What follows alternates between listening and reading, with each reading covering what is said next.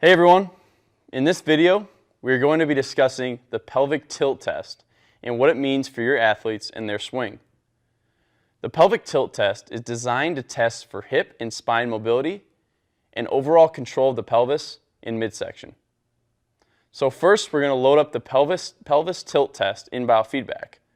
Then, once the sensors are on and the player is calibrated, we'll have them stand in an athletic position, hands across chest.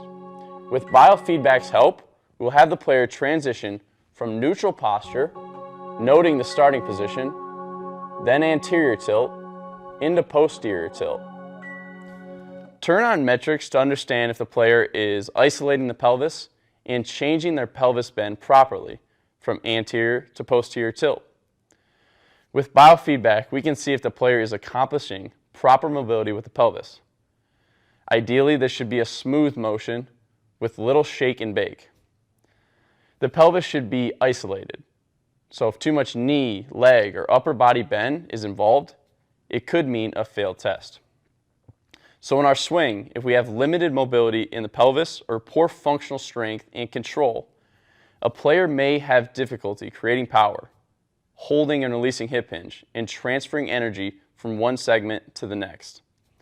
The best players have control of their pelvis from heel strike to contact. So please consult with a healthcare professional for pain or other unique guidance with your athlete.